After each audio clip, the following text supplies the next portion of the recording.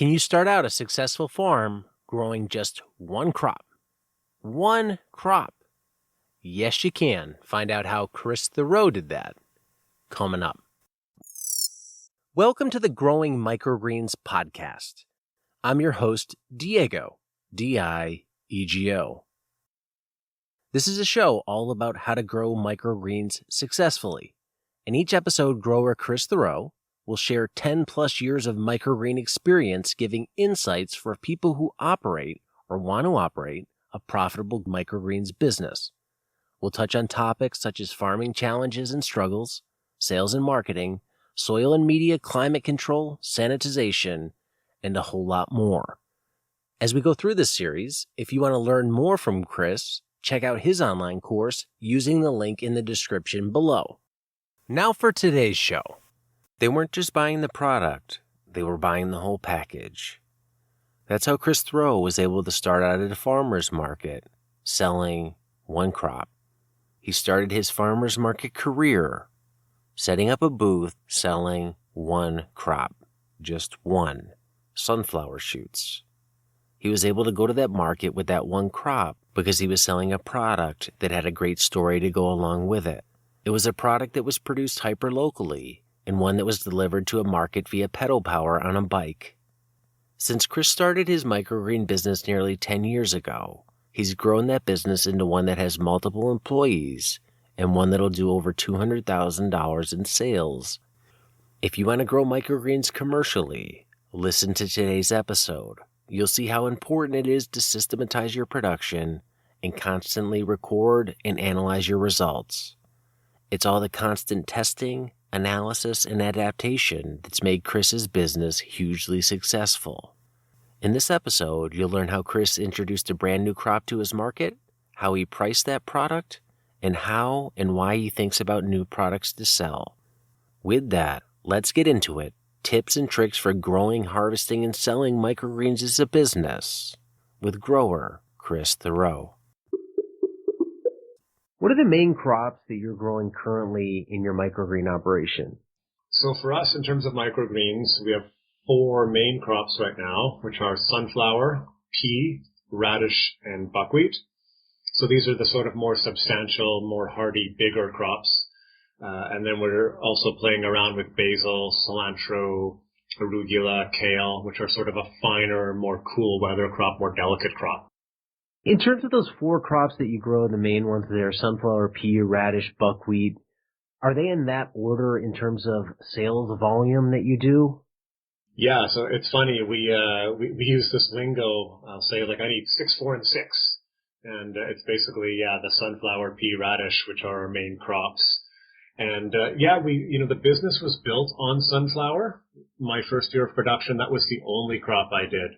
And then for subsequent years afterwards, we were just basically adding a crop a year. And it takes a bit of time to get to know a crop, so I've always sort of had this habit of easing into it. Basically just adding a crop at a time. When you initially started, why sunflower first? It's a good question. I think I'd had experience growing it.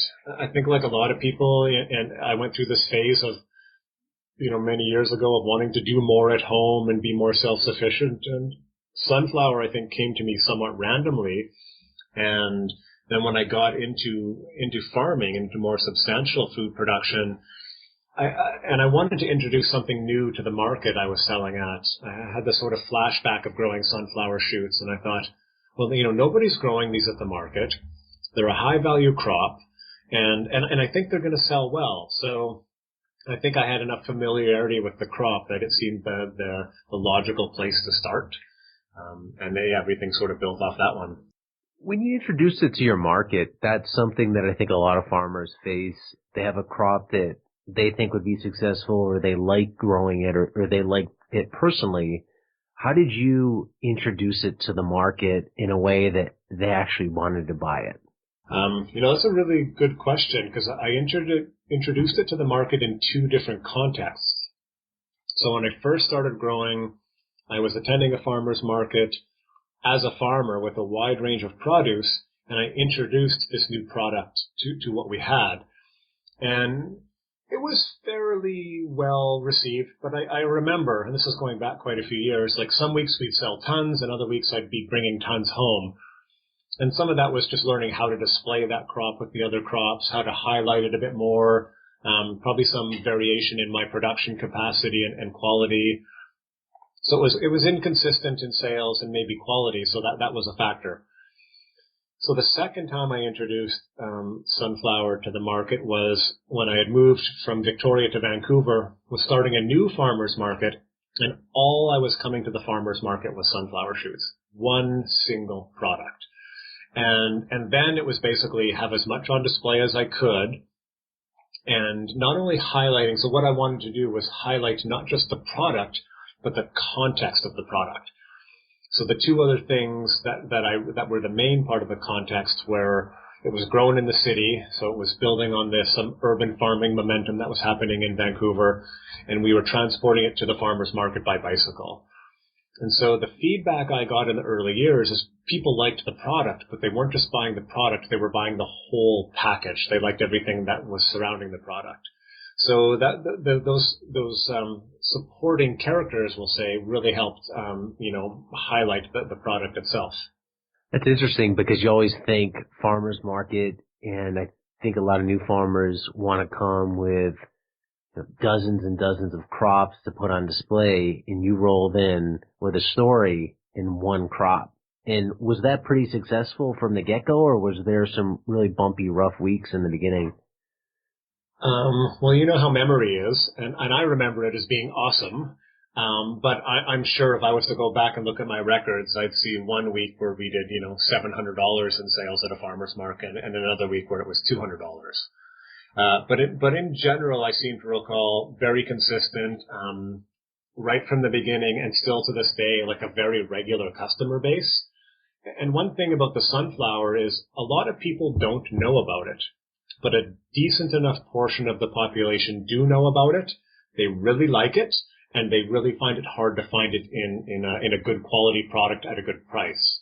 So I think I was able to attract people, and they knew where to come to get what they wanted. And I think that still holds true today, not only for the sunflower, but for our other products as well.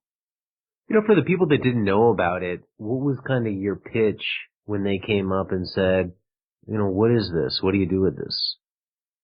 So the pitch in the beginning was definitely the health benefits. It's high in vitamins A and C and iron, and particularly high in protein for a green crop. And then I sort of switched over to they just taste good. They make a nice salad. And they're good for you. And I think our model sort of switched over from being selling somebody on the health benefits to we just grow good stuff. And I think part of that was, we're not medical practitioners, and people were always asking for advice at the market about, is this good for my cancer? Can I give this to my dad? Can I feed this to my cat? So after a while, our response was, well, we're actually getting the same information you're getting. We go to the internet, we do some searches, we maybe search a little deeper because we have a bit more expertise. But in reality, we're just getting this information that anybody can get. But what we have that's special to us is how we grow stuff, and we know we're bringing you a good product. So really what our selling feature is, it tastes good, it keeps well, it's good quality, and I think that's really what keeps people coming back. I like that approach, and I like how it evolved. One other thing I guess I'd be curious about is, when you first introduced it to a market, did you have to play around with the pricing at all to find the sweet spot of what you wanted to charge and what they would pay? Yeah, so I guess it wasn't so much, well, technically it's pricing, but I had in mind $5. So I want a $5 product. And obviously a $5 bill is really easy to hand over. And at the farmer's market in Vancouver, you can buy market money. So there's no ATM, but you can use your debit card to get these wooden tokens that are worth $5 each. And the idea was, I think it's pretty easy for somebody to hand over a $5 value piece of wood and get this bag. So what happened in the beginning is I had a good sense of my production costs, and if I sold this many bags at this price, what my return would be. And so I basically set my weight. I think my original weight on a bag was 200 grams. And 200 grams filled this sort of medium-sized, Glad freezer bag really, really well. And it was you got good value. It looked good presentation-wise because it looked full. And I knew from experience when you started pulling the sprouts out of that bag, there was actually a lot in there. And then over time, we just kept the price the same. This is one of those, corporate secrets, but we lowered the weight on the bag, and that's how we put up our price. So our price per gram would increase over time. And, we may have lost a little bit of business through that, but if anything, we may have gained more business. As we did that, we were becoming more savvy in how we communicated about the product. Our display got better. We were consistently at the market as opposed to just here and there. And what we had to do was, there's a sweet spot for like what are consumers going to pay, but then there's a sweet spot for what do I need to have a viable business. And so we went from 200 to 180 to 175 to 150 to 125. So now we're at 125 grams. We've been at that level as our sort of basic retail bag for about 3 or 4 years now. And it seems to me it is the sweet spot. So it took a while to get there. And to be honest, we probably could have got there faster had I been a little more focused. I think the other thing in my mind was giving people good value. I'm sure you've been to some local farmers markets where you're paying, $13 for a head of cauliflower and, $5 for a bunch of broccoli and $4 for a bunch of chard. And I think there's people that will pay that. And I think the food is worth that. But the reality is we're conditioned to less expensive food. And I wanted to have our product available to as wide a consumer base as possible because we're already a niche product with a reputation for being a niche product and kind of being a garnish. And we wanted our product to be more of like a salad. We want you to make a salad out of this. We don't want you to decorate your dish with it. So, while our weight went down and whatnot, I think we attracted people because they still saw value in the product. So it took a while, but I think we're there, and I think we actually have room to put our pricing up because we're still priced below what our competition is. And so that's one way of growing our business is by actually increasing our price while keeping everything else the same. And for people in the U.S. listening, 125 grams, I just looked it up. That's 4.5 ounces. 200 grams is about 7 ounces. Thinking of all the things you've talked about so far, when it comes time to introduce a new crop or start growing another crop, how did you arrive at pea, radish, buckwheat from sunflower? Was it more you thinking, I think this can be successful, or did the market start asking for certain products, or did they demand it, or how did you go from one product, sunflower, to now a multi-product offering? That is a good question. So we went from sunflower to pea, and I was probably familiar with pea. If anybody's familiar with any shoot, it's probably pea shoots. At least that's the case here in Vancouver. It's the one people you'd see in the shops more often. You'd see it on menus. So it was probably the thing that was most familiar. It's also what I'd call, and I go into this in the workshop a bit. They're both what I call larger seeded crops. They're big seeds that make big sort of hardy, robust sprouts. And the alternative sprout, I just often compare them with like broccoli sprouts or alfalfa sprouts, which are fine and hair-like and really, really delicate and need very specific conditions. And I basically knew we didn't have a system that would grow that kind of product. The growing system was very demanding. It was very intensive in terms of heat. And generally, you want to grow microgreens in cooler conditions. And so it had to be a product I thought would sell. And so pea was something I thought was familiar enough, but it also had to be something that would perform in our system. So when I evolved into radish, the idea was now radish is more of a cool weather crop, so it was a bit of a risk bringing that in. But what I wanted something was remarkably different, and radish is a spicy crop. And so it was a way of contrasting the sort of hardiness and the stronger flavors of the sunflower and the pea. Buckwheat, I can't even remember why we started growing buckwheat. I must have just had some seed lying around. And then as we got into the more delicate crops, that was just more a matter of, we did get people asking at the markets, and we still get people asking for watercress and certain things, which, like, I just know from experience, like, we can't grow those things in our system. It pushes the crops too hard. So we kind of respond to what can we grow in our system? What does our customer base want? And what's going to be viable? So I think we're still really working that out. We like the idea of constantly introducing new products, but our model as it stands now limits us because we can't grow the stuff that can't tolerate fairly hot conditions. And has that just been trial and error evolving to that? I love that point you made of, this is our system, this is what we can do well. There's no sense trying to do crops that we can't grow in the system. Was there just a lot of failures in there that led to that realization? I wouldn't say a lot of failures, because I already had a sense of what was going to fail. And so, I wouldn't buy, 10 kilograms of, watercress seed, right? I'd buy small packets and try a few trays out. And so there's some trial and error, but there's not a lot of risk. I think now I actually take a little bit more risk with bringing in more seed, because, if I think, well, if we spend $100 on seed and we don't really use it, well, whatever. It's, in the grand scheme of things, it's not a big cost. But the other part of it is, so, like, going back to your earlier question, because sunflower is our most profitable and most popular crop, which we sell the most of, and because we only have one growing system with only a small amount of climatic variability, we optimize our conditions for sunflower. So our greenhouse is set up to grow sunflower, and we have a cycle that's all based around sunflower. So when I grow pea and radish and buckwheat and all these other things, I'm thinking to myself, how do I need to adapt this crop to these conditions as opposed to what would be the ideal conditions for this crop?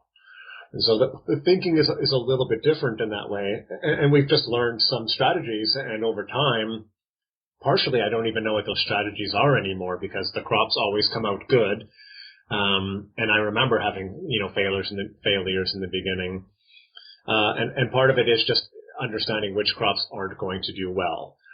That said, we've had, so we're playing with cilantro right now, and the first couple batches, we're getting this mold that we couldn't control. And our general strategy when we have mold on a crop is to lower the sowing density. And so there's better airflow and the mold is less likely. And obviously, as you lower your sowing density, less seed means less crop. And so your potential return per tray is going to decline. So for whatever reason, we doubled our density with the cilantro and we got better results. So sometimes it's sort of, here's our general, here's the rules we follow. Here's what we generally do. And, if that doesn't work, we kind of got to step back and go, okay, well, that didn't work. Do we abandon this crop or do we try something new? And generally, I do like to try and experiment a little bit and see, let's think outside of the box. Another aspect of that is, even though I started this business as a sole proprietor, we're now a co-op, and it's not just my input that counts. And so what I really appreciate about the new model is there's more input, and where I see failure, one of my main co-op partners, Ross, will be like, well, I think we can make this work. And I'm just like, make it work then. And, when you figure out the principles you need to follow, then you let me know. So while in our co-op, I tend to be the expert, I leave space open for other people to become the expert. And that's one of the things that allows us to expand what we do and how we do it. In just a bit of an interlude here, and I'm sure you cover this in the workshop, but when a crop goes moldy, for people that aren't familiar with microgreens, where's the mold actually showing up? So that can vary with the crop, but often it appears near the surface. And one of the main factors often in mold is ungerminated seed at the surface. So seed that isn't germinated is maybe dormant and isn't ready to germinate, or it was a dead seed to begin with. And so that debris on the soil surface can be a place where mold can grow. Occasionally it'll come up the stem a little bit, and occasionally you'll see it on the leaf, but generally it happens really, really at the surface. Which from a growing perspective is a good thing, because it actually allows you to sort of cut above it and around it and avoid that. And I think if it's down below, it's harder for, say, fungal spores to be released and carried to other crops. So generally you see stuff at the surface, and often you see it quite early in the growing cycle because it forms while the seed is germinating in these very intense conditions. So I'll go into this in the workshop, but when we germinate, I think all of our crops, we follow the same rule, is we stack our trays on top of each other, and the pressure that the trays put on each other improve germination, and I won't go into details of that now, but another thing it does is it really restricts airflow. So you've got warmth, you've got high moisture, and then you've got these stacked trays with limiting airflow. You've got really good conditions for mold growth. And so what often happens is if it forms, once you actually uncover those trays and get them out into the light, the mold will often subside and it'll actually dissipate. So other times it won't. It'll come in a bit later. It'll get a little mushy or something and at the surface and kind of kill the sprouts around there. And I think if you weren't really on top of your hygiene, and we've had this with some batches of seed actually in the past, where you get mold just destroying whole trays of crop. We don't experience that too much because we know our seed really well, we know our growing system really well, and our sanitation program is just, we're meticulous about that. And so there's very, very little chance for molds to spread. But we've definitely had occasions where we've uncovered a batch of trays and just seen mold all over everything and had to adjust things to account for that. I'll maybe go as a little aside on that. We had a particular experience with a sunflower seed. And I think as we've talked about before, whenever we buy sunflower seed, we trial it extensively. We buy a 10-kilogram bag. We sow it at different densities to get a good look at it. Before we even sow it, we inspect the seed to look to see how much seed is damaged. We look for variation in size. We're paying careful attention to how much it expands when we soak it. And then we're looking at its germination rate, its vigor, and what kind of end product we get. So we had tested a sunflower that tested really, really well. But then when we brought a big batch in, grew a lot of it at one time, just randomly I had gone to check how it was germinating. And when I uncovered the trays, I could see this green mold all over everything. And it was a panic moment because we had just spent thousands of dollars on the seed. Because when we find a seed we like, we buy a lot of it. And I'm like, oh my God, we've just bought this seed thinking it was good quality. And now we're seeing this disease come in. And in a very contained system, disease is your worst enemy, because it can be very difficult to get a hold of. But what we did is we adapted our methods a bit. We paid close attention to the crop. We upped our sanitation. And after a little while, that mold went away. And I thought to myself, well, our sanitation must be really good. So we've managed to control it. As long as we keep on top of our sanitation, it'll be fine. But my theory is that actually what happened is our ecosystem adapted. And it wasn't so much that the seed adapted, because there's no generational change in the seed. It's all the same batch of seed. But I think the microflora in the greenhouse changed, or the micro fungi, I suppose. So what happened is something new came in. There was nothing that could compete with it, so it got out of balance. But regardless of our sanitation program, we weren't sterilizing things. There was still bringing in soil, still bringing in a bunch of other seeds. So there was always other, yeasts and molds and bacteria in the greenhouse. And I think over time, that new mold, which had dominated those trays in the beginning, it got sort of melded into everything else and it couldn't take over anymore. So within about 3 to 4 weeks, the greenhouse ecosystem adapted. And if you've seen pictures of the greenhouse, you would not think of it as an ecosystem. And I certainly wouldn't have either. But I think that perspective really works. And we've when we see disease come in with a new batch of seed, we're a little more patient, because we do see there's going to be an adaptation period where all the rest of the microbes in that system are going to ensure no other microbe gets out of control. It's really interesting how that came about, and I think it just goes to show that you've been doing this a long time and you're noticing all these little things. And one thing that you've mentioned a few different times here is varying the density with crops. And I think this is a big thing that comes up with microgreens. We'll take a shot at trying to explain this verbally without pictures, but what are your thoughts on seeding density, do you tend to err on the side of is too dense worse or is not dense enough worse? You know, if you can answer that or kind of get where I'm going with that. Yeah, so this is a tricky one. So one thing to consider with microgreens, and a good crop analogy might be leeks. Now, if you've ever grown leeks, you actually sow them in your flats really, really densely so they compete with each other and they kind of stretch in the beginning. And that way, when you transplant them, you can transplant them quite deep. You still got some of the leaves sticking out of the top of the soil, and you get a nice big blanched portion of your leek. And if you like leeks like I do, you know that like a good portion of blanched is great. It's a great quality in a leek. So you might get a few inches of a blanched leek in a supermarket, but for a really good beet or leek grower, you might see that like a foot of that leek is blanched. So you've got this huge white section.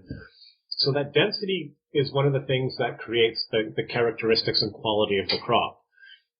And so that's one thing we're always looking at with the microgreens is you actually want it dense enough that the density is the closeness to the other seeds or the other plants growing cause the plant to grow in a very particular manner, but only to the point where if you plant it too densely, what you're getting is the crop over competing with itself.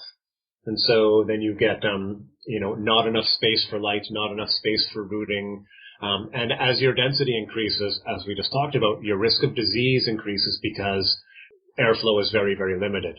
At the same time, the more shoots I get out of a tray, the higher the value of that tray.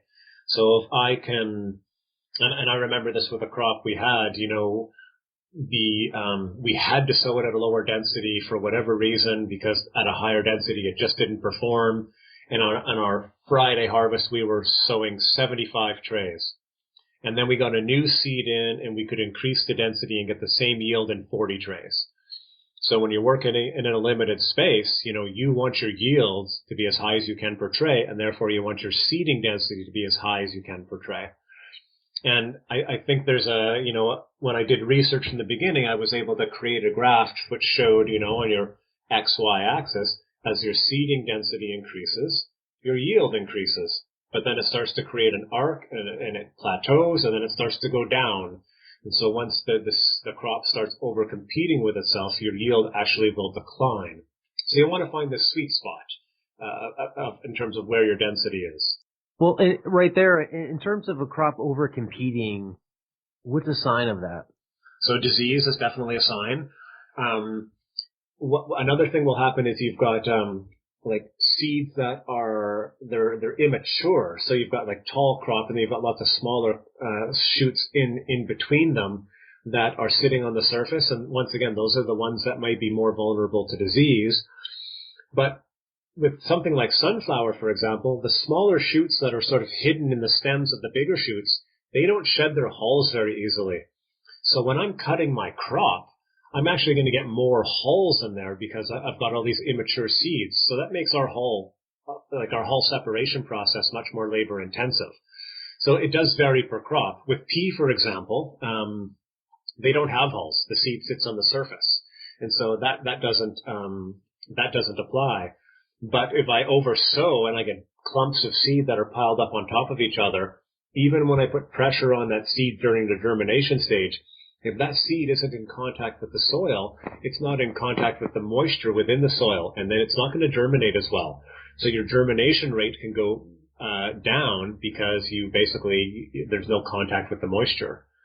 So different crops actually have different effects. When I think of radish, if we oversow radish, the leaves get too small, and it becomes this really tall, skinny, tiny-leafed crop that really has no aesthetic value.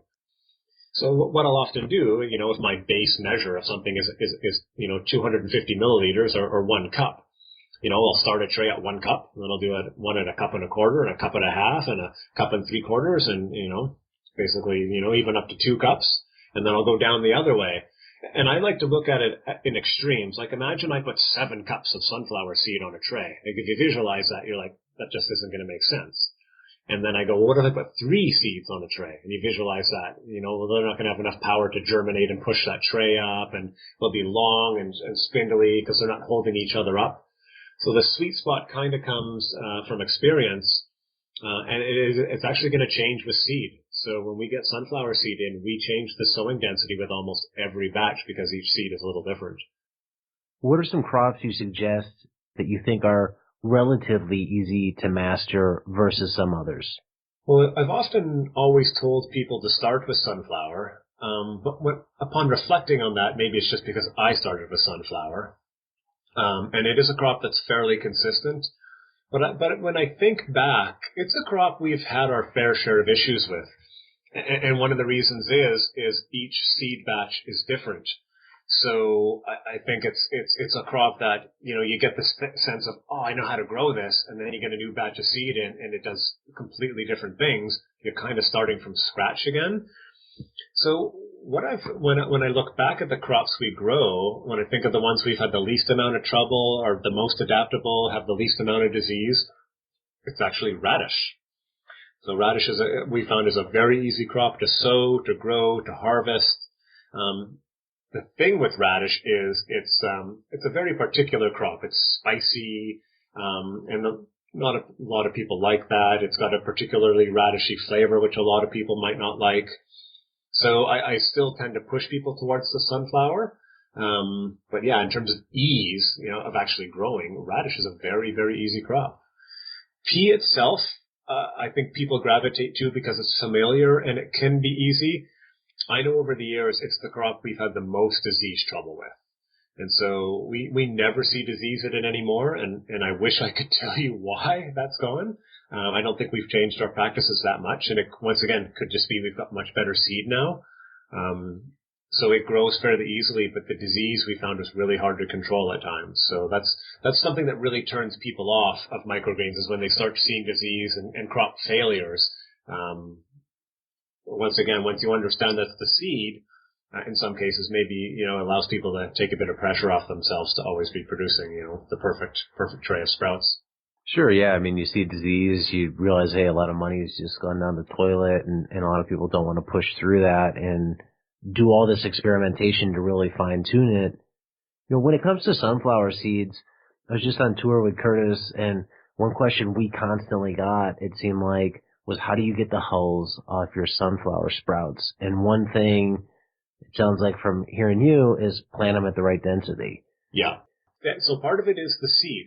Once again, if you don't have good quality seed, you can't grow good quality microgreens for anything, period.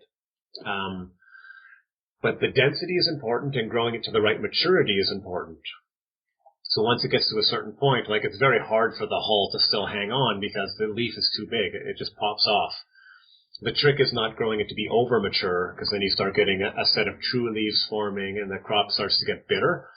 So the other thing is you need to know your growth cycles. And I think our strategy, so we grow everything very quickly. Our sunflower cycle is 8 days, which is probably less than most people's cycle. So we sow on a Thursday to harvest the following Friday. And so we're growing it at a high enough temperature that's a vigorous crop. There's lots of heat, there's lots of moisture, it just wants to grow. Like when it comes and opens up and the cotyledons come out of that shell, they just pop right off. So I think that the method has been a big part of our success. Now, to be clear, a big part of our harvesting labor goes into picking the rest of those hulls out. So we send our sunflowers out without hulls. And part of that is we just have a fairly efficient system to do that as well that we've developed. But ideally, our hulls are off before we even harvest.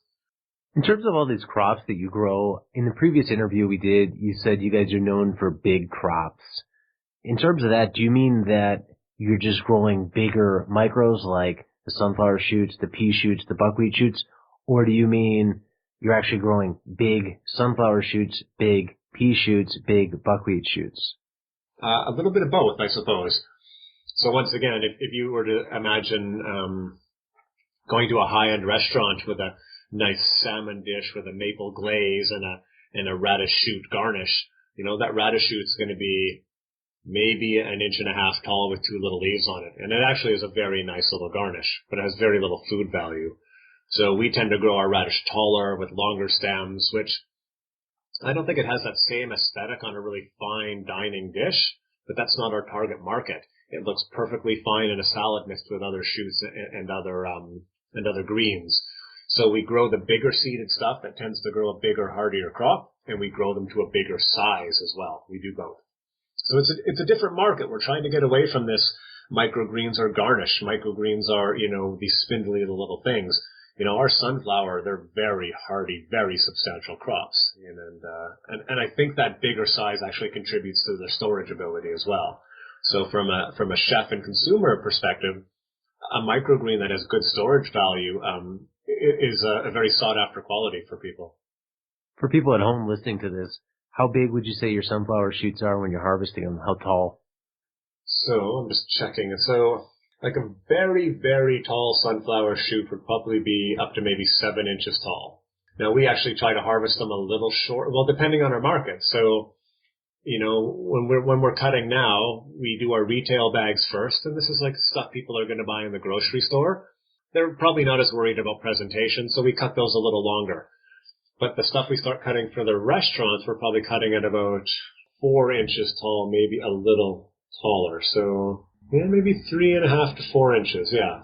So what we're looking for there, you're familiar with a sunflower shoot, is aesthetically there's this like stem to leaf ratio. And if you get it right and you've got that sunflower on a dish or in a salad, there's just something about it that's just so appealing. It's like the Ferrari of sprouts. When you see a really nice car or really nice vista when you're out on, hiking in the mountains, and everything is just proportionally there. This is what bodybuilding is all about. When everything just fits, you really notice that. Nothing's too big, too long, too short. And so that aesthetic, I think, is for people to determine themselves. But yeah, we find about, where the width of the leaves is about, or I guess the length of the stem is about double the length as the whole width of both leaves. That would be sort of the ideal proportions, maybe 2.5 to 1. So that's your niche then, these bigger crops. Are you really the only one in your market who's kind of competing within that space? Or are there other players in that? And are there other microgreen operations that are more focusing on the dainty garnishy side of microgreens? Yeah, there's one other producer in our region, which isn't much of a competitor for us, that produces, some sunflower and pea. But there's another one fairly close by, and they do the much smaller, smaller crop, much higher value. So the return per gram is much higher, but their yield per tray would be much lower. So in essence, our model is to move volume, at a lower price. And once again, that's just targeting a wider market. We want people to buy 1 pound bags of sunflower at, $12 to $15 as opposed to, buying 8 ounces for $12 to $15, or 4 ounces for that matter. We really want to make our product more available, and we want people to come back again and again. And probably 70 to 80% of our farmers market business is people who just have this as part of their regular routine. And I don't know that they would do that if we were just giving them a few ounces for, $6 or $7. One thing you said earlier was you try and offer a really good high quality product. You mentioned the aesthetic. That's one part of quality. How else do you view a quality microgreen? So I guess another thing that comes to mind is harvesting at the right point. If we harvest it too early, it might be a little bland. And if we harvest it too late, it's going to be a little bitter, maybe have some true leaves forming, start to get fibrous. Pea is the crop that literally, like in the morning, it's perfect. In the afternoon, it starts to get fibrous and wiry. And you're like, this isn't quite great. Whereas this morning, it was perfect. And then the other quality thing, which I push harder than anything, is our crops store very well. Our sunflower and pea. So almost like the guidelines here in Canada for sprout production suggest, you put on the labels, use within 1 week, basically. They have a 7-day shelf life. Which holds true maybe for our radish, which is usually closer to 10 days at least. But our sunflower and our pea crop, they keep for weeks. Like I'm going to Corvallis, Oregon tomorrow, and I've got a whole bunch of sunflower in my fridge right now. And I kind of want to eat it, but the other part of me is just thinking, I'll just eat it when I get back because it'll be just as good. So that's important because we know, so often sprouts and microgreens there's often a big producer in a region. And so they're growing it, and that's going into distributor, maybe a second distributor before it gets to the consumer. So by the time it gets to the consumer, it's 2 or 3 days old. And often what happens, and I see this a lot when I look at other sprouts and microgreens in the stores, is they're already going off in the package before the consumer has bought them. So that's a turnoff for the consumer. If I buy something in a package that's constantly spoiled, I'm probably not likely to go back to that product. And the other market there is our restaurant market. You know, we basically guarantee all our product to our restaurants. And I say to them, if any of this product goes off, just tell me and I'll replace it. But we harvest twice a week, so we're always bringing new product. So besides the fact that they keep, they never really have to deal with that. So I put a real high value on storability. And part of that is we just throw away so much food as it is, you know, and even myself at home, I'm digging in the fridge and I reach into the back and there's, you know, there's those carrots I forgot about or something else, and it just gets put into the compost bin, and it's great. I'm going to turn that back into soil, but the amount of energy I'm putting into creating that soil is way too much. So if we can help bring restaurant and our clients' food waste down, I think there's a sort of bigger service that speaks to. Yeah, I'm totally with you there. And part of growing a quality product and getting it to the customer is not just the growing part, it's processing it and packaging it and delivering it. One thing I know you cover in the workshop is the best way of storing product. How do you guys package your product to help extend that shelf life so you don't waste a good quality product because you package it poorly or deliver it poorly? Yes. So the general principle there is, you know, our goal is to get a product cut and packaged and into a fridge as quickly as possible. So basically, we want to cool that crop down. It's cool, dry conditions that are going to allow a crop to keep. And so if we're cutting a tray and then it's sitting in a bin for, you know, even just several minutes, and then we put it in the bag and then the bag sits out for a couple of minutes before it gets put into a fridge, every second that crop spends not in ideal conditions reduces its shelf life. So basically, you know, when we're doing something, when we're doing a harvest, there's often other little tasks that need to happen. And what I'll see is maybe with our sunflower, you know, we cut it into our first water bath and it goes into a second water bath. And occasionally someone will kind of walk away and go do something else. And I'm always pulling them back and saying, like, no, like our first priority is cutting, getting stuff washed and processed and getting in the fridge. So you can't walk off and do something else in the middle of that process. Unless you're ready to complete the process from start to finish, then, you know, don't do it because we will pay for it. Hot summer days, like I'm handing bags to people at the farmer's market saying, get that in your fridge as soon as possible. And there I'm kind of just, you know, looking out for us, right? Like I don't want this product to go off. So, because that's going to make us look bad, get it in your fridge. When we go into some restaurants, we take our product and we take it right into their walk-in cooler. So we know it's going right from our fridges into our coolers to transport them, from our coolers into their walk-in fridge. They never actually really see a higher temperature. And those are the products that keep the best. What about in terms of harvesting? After, you know, all these years, thousands of flats of greens, what have you found the most effective way to actually harvest the greens off the tray? Sharp machete. Definitely a machete. Yep. The machete's awesome. However, the increased risk of cutting off one of your coworkers' arms means the machete isn't the ideal tool for every microgreens operation. So we did move away from the machete a few years ago, but if I could have one wish, it would be to go back to the machete harvesting method. With a sharp blade and a very quick motion, what you get is a nice clean cut. And that clean cut is going to mean, the ends of the sprout are going to last a lot longer before they start to oxidize and turn brown. Now we've gone from a machete to basically a really, really sharp knife, which we'll sharpen throughout a harvest. So it's always, and you can tell sometimes, like if you've got to push on the knife to get it to cut, it's not sharp enough. Like it should be cutting through there, like the crop is barely even there. So that makes a big difference in the quality of the cut. Where you might contrast that with scissors.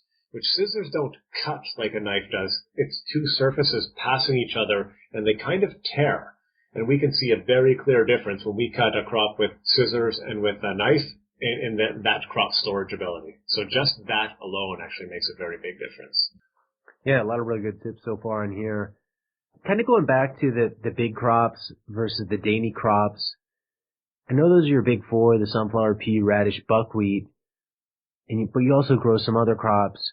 What percentage of your total crop production is the big versus the small? Is it 80% go to those big four? Is it more? Is it less? Yeah, I'd say we're probably at 95% for those big crops. I think this year we'd like to look at increasing our small crop percentage. We've had pretty good success with basil. We're getting pretty good results right now with our cilantro. So ideally over time we would do that just so we're diversifying what we're offering for products. But in general, yeah, 95%. We also do wheatgrass, which is kind of a whole other thing. But in terms of the microgreens themselves, yeah, still 90 to 95% literally.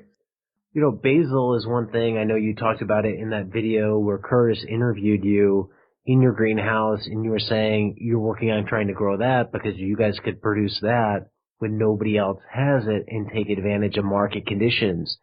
When you're growing a microgreen basil crop, how big are you actually letting that leaf out so it's still identifiable as basil versus a microgreen, or are you just keeping it as microgreen basil? So one of the challenges with basil, so one challenge we're having and still have is disease. Like disease we can't seem to control it in the basil yet. So, one day it's just a little patch and that patch just keeps growing. So in sunflower and pea, when we see disease, once we see it, we know that's it. It doesn't spread.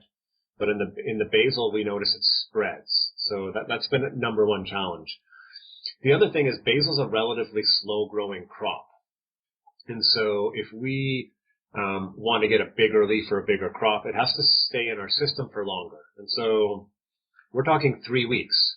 So 24 days. So remember I told you that, or 21 days, sorry. Our sunflower cycle is 8 days. So that's 3 times as long that crop has to stay in there. So if you think about harvesting twice a week over 3 weeks, that means you actually have 6 cycles of that crop going all the time. So that crop is going to take up a lot of space, and that's not going to work for us. If we can't produce a crop in under basically 14 days, it won't work in our system either. It will take up too much space for too long. If we think of our space as real estate, it's overstaying its welcome, and that does not work in our system at all. So if you've got more space, bunch of greenhouses, lots of shelving, that's great. Then that's more viable. Our model is an urban model that's very intensive focused, and yeah, so we can't really afford for one crop to take up space for that long. So yeah, I'd like to grow it to a bigger stage, maybe with its first true leaves and get some of those nice big curly leaves. The time period for that, based on the seed we're using now, would probably just be too long. Along those lines, what does your crop planning look like on that small of an operation where you have a limited amount of real estate, you're turning a lot of product? In a nutshell, kind of how are you planning ahead? Is it every X day, or is it like say every Monday, Thursday you're planting sunflower, every Tuesday, Friday you're planting pea, or how are you handling those rotations? So our planting day is determined first and foremost by, I guess, 2 things. Number 1, the growing cycle, and number 2, our harvest date. Our harvest date never changes. Our delivery days are Tuesdays and Fridays. Our markets are Wednesdays, Thursdays, Saturdays. So we have to sow our crop on the right day in order to get it to harvest on the right day. So that's more of a challenge as you're changing seasons, but in general, like our cycle right now is on Mondays. On Mondays and Thursdays, we sow our sunflower and our pea and our wheatgrass. It's on an 8-day cycle. So we're sowing Monday for the following Tuesday and Thursday for the following Friday. And our radish is a slightly shorter cycle. So we sow a Tuesday to Tuesday cycle and a Friday to Friday cycle. Ideally, we're always thinking about do I want to come in on a day and just to sow one crop? And we've been in that situation where the ideal cycle is actually sowing from, Sunday to Friday, giving it an extra day, but nobody wants to come in on Sunday to sow that crop. So we're often like, well, let's stretch it one way or the other and find a way to cheat the system. And we always do. So part of it is what's best for the crop based on the harvest day, and part of it is like, who wants to be bothered to do the work? So Sunday is one of those days where we do work really hard to make it a very light work day. So the other part of it is we sow to order. So we have standing orders with all of our restaurants most of the time. We have regular orders with our grocers, and we have our expected sales at the farmers market. So we have a spreadsheet that we look at every week, and we put all that data in. So restaurant A needs 2 pounds of sunflower and 1 pound of pea. Restaurant B needs this. Grocer A needs that. And we just, every week, we've got that information in. And it actually is, it's filled out for the whole year automatically as a standing order for everything, which we adopt each week. It basically summarizes that all and basically says, okay, this is how many pounds of sunflower you need. Now, we have also got in there our projected yield. So we know our yield per tray is, we use like the 5, a bag model. So it's like 5 bags per tray. So that might be 650 to 700 grams per tray. So we do this in Microsoft Excel, and it just calculates, okay, if I need this many grams and this is my expected, yield per tray, then this is how many trays I need to harvest. It's very simple in that way. You're just doing the math, but it's based on expected sales. And then we have a buffer in there. So once it calculates it all, it rounds up. So if we needed, 26 trays, it would round it up to 27 or to 30. We do all our sowing in multiples of 3 because we stack in 3s. And so we always buffer up. So generally by the end of, every harvest, we kind of either want to have like a few trays left over, which we would harvest for ourselves, or we can use those for harvesting samples for potential new customers, or we use those to fulfill last-minute orders. So while most of our orders are standing orders, we love, if we got an email today, somebody saying, can I pick up 10 trays of wheatgrass on Thursday? And in my mind, I'm like, we didn't sow 10 trays of wheatgrass for Thursday. But I also know we had a little bit of extra from a few other days. We had a canceled order. We put the wheatgrass into a cold storage area, so it kind of slowed down its growth. So we're always trying to find ways to move the product. So yeah, we do use a very, very detailed spreadsheet and put a lot of time into that. Because if we don't harvest a tray on harvest day, the next day it's no good. It's starting to get over mature and bitter and form true leaves. And this is, the warmer it is, the more so that is the case. We can go from a crop being perfect one day to being almost inedible the next day. So the timing is crucial. So we don't want to be sowing something that we can't sell, because there's a cost with the seed, there's a cost with the soil, there's a cost with the labor, and there's a cost with the space. So when we get into big production time and we've got space for 300 trays, but I'm actually only harvesting 260 of them, that's 40 trays that are wasting space, causing us stress. So we're very, very tight on our production, though we always plan to have extra. I think my ego got a little out of control at a time. It's like the spreadsheet says this many, so this is how many we're going to sow. And then the weather gets a little colder, we get a few extra orders, and then we're short. And I would rather compost a tray of sprouts any day than not be able to make a sale because I didn't grow it. So the model is always producing a little more and then always hoping to find a market for that as well. And because we consume the product, often it means we're just taking more with us and either consuming it ourselves or sharing it with friends. Given optimum time to harvest, one day it's great, next day it's not. Say you're new starting out and you're having trouble lining up your production with your sales. Would you say it's better to harvest it at the optimum time, keep it harvested in the walk-in versus leaving it growing in the tray and then harvesting it a day or two past prime when you actually deliver it? So I have two very different answers for that. So number one, harvest the crop at its prime, even if it's a day early. And I've actually harvested a crop a day late at times as well. And I'll say to growers, like, I'll get you your order tomorrow, which makes way more work for us. Doing a harvest setup and breakdown twice instead of once is a lot more work. But in general, like, we don't run into that. We know when our crop's going to be ready. We look at the forecast, we know our system, we adapt our system on the go. That's great.